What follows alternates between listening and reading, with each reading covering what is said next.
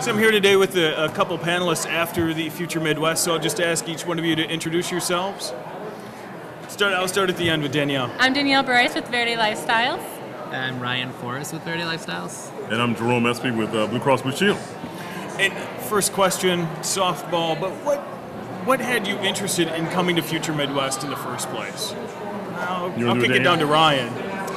I think part of it is, like, I heard about some of the keynotes that were going to be here, and a lot of people that we interact with just kind of on a social basis through the different, like, Facebook and Twitter channels.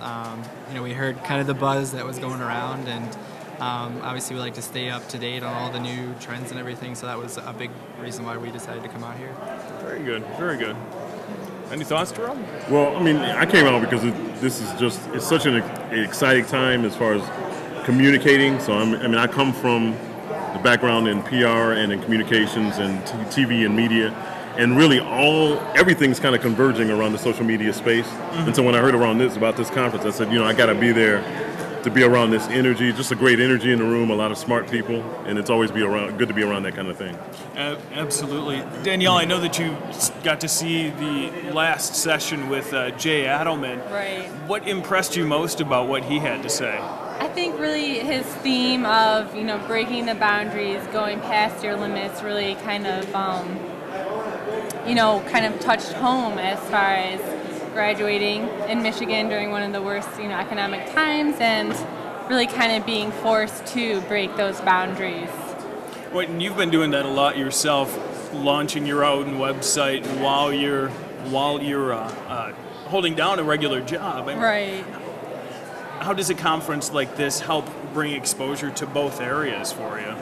Well, one of the reasons I wanted to come here is being an online business and also working with other new social media businesses. I just felt that it was something where, come out, meet the people in the similar industry, and really kind of make sure I'm up on the, coming topics.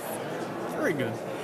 Now, in terms of conferences, what were you, and this is open for discussion, what were you hoping to be able to pull out of this conference?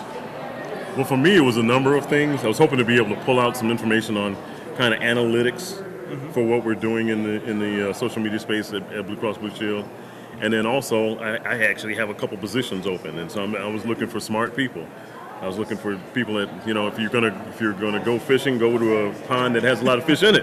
Right. And so that for me, that was one of the main things. And then really just to try to stay ahead of the curve on what's happening in this space and to be plugged in. Are you finding that the fishing is pretty good in this pond? I think it's really good. Okay. It's really good. Going through traditional channels at this time, and now being on the other side of this, trying to find some people, going through traditional channels is just not working. And so it's kind of interesting. You have to come to these kinds of events and meet people and expand.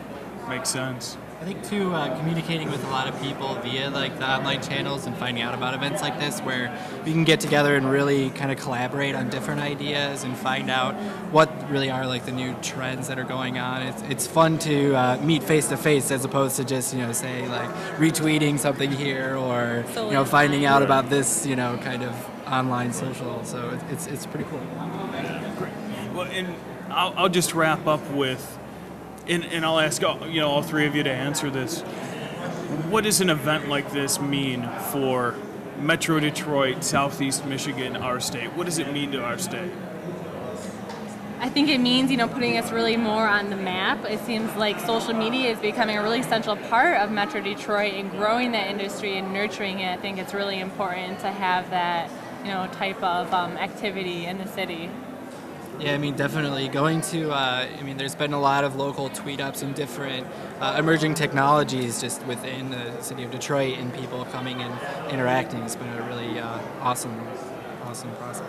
And, for me, I think Jay Ellison said it best. He said, that Detroit is one of the greatest repositories of talent and brain power in the nation. So I think for me, that there's a lot more happening in the social media and online space, that Detroit is more of a leader there, where in the traditional sense, we're kind of seen as a lagger, way behind, but we're way out in front as far as innovation in this social media space.